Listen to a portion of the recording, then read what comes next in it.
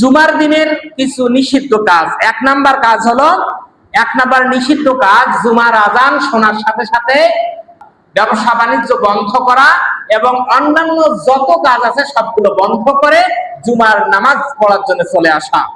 2 নম্বরে খুতবার সময় 2 হাঁটু উঁচু করে বসা।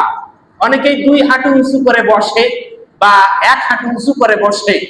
আল্লাহর নবী বলছেন যে জুমার যখন খুতবা হবে তখন তোমরা 2 হাঁটু উঁচু করে বসবে না। তাহলে 2 হাঁটু উঁচু করে বসা যাবে না খুতবার সময়। 3 নম্বরে খুতবার সময় কোন রকম কথাবার্তা বলা নিষেধ। কথাবার্তা বলা বা কোনো কাজ করা, খুতবা শোনা বাদ দিয়ে কথাবার্তা বলা বা কোনো কাজ করা এটা নিষেধ।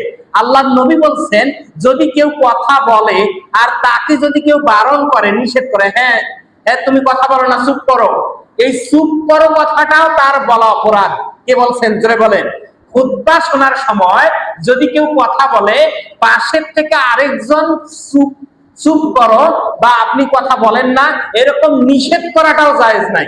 তার মানে কত এটা গুরুত্বপূর্ণ সময়, খুতবা শোনাটা কত একটা গুরুত্ব আমাদের। 4 নম্বরে খুতবার সময় ঘুমানো যাবে না। কি করা যাবে না? জোরে বলেন। অনেকেই খুতবার সময় ঘুমায়, এবং ঘুমায় কেন ঘুমায়? এখানে সাকিনা, আল্লাহর রহমত নাজিল হয়, এই জায়গাটার ভিতরে কোনো চিন্তা ভাবনা থাকে না, এটা আল্লাহর রহমতের ভিতরে তারা থাকে, এই জন্য তন্দ্রা আসে, ঘুম আসে। তাহলে কোনোভাবেই আমাদের ঘুমানো যাবে না। 5 নম্বর যে কাজটি, জুমার নামাজে ফরজ নামাজের পরে সুন্নাত না পড়ে চলে যাওয়া যাবে না।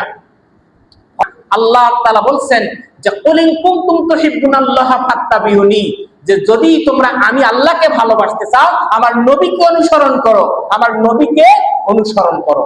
তার মানে হলো নবীর সুন্নাতকে বাদ দিয়ে জান্নাতে যাওয়া সম্ভব নয়।